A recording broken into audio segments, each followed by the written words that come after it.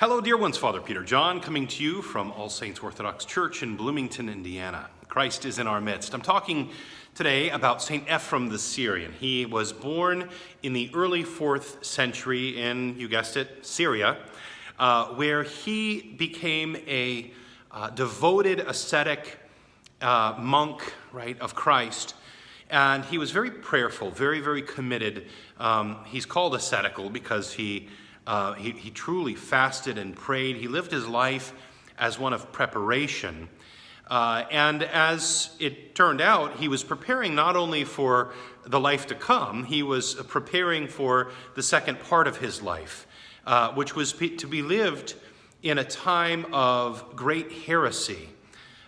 He, in particular, was extremely bothered by one Gnostic heretic by the name of Bardesan. And this man would compose these hymns. They were heretical, right? They were not in concert with the teaching of the Orthodox Christian Church. And so this guy would write these hymns, and he would put them out there to these, the tunes of, like, let's say, for example, beer drinking songs. You know, they had those way back then as well. And so this is how you popularize heresy. You know, you get people singing along and believing what it is that they're singing. Well, Ephriam he couldn't stand this. He couldn't stand for it. And so he did something pretty amazing. He actually turned the tables on this particular heretic. And he said, you know, two can play at that game. And so Ephriam, who was a prolific poet, I mean, just the beauty just dripped from his pen.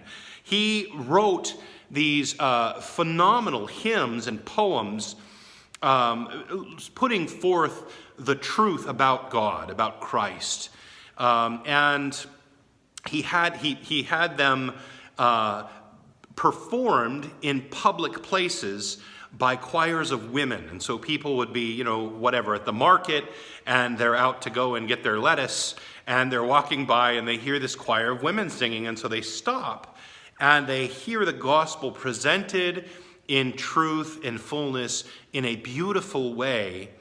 And so they became affected by that beauty with which those things were presented. And so Ephriam the Syrian went down as being not only a great hymnographer, but a very, very creative warrior of truth and beauty. You know, Dostoevsky wrote, "Beauty will save the world." And the fact is, Ephriam the Syrian had his finger on the pulse of that many centuries ago.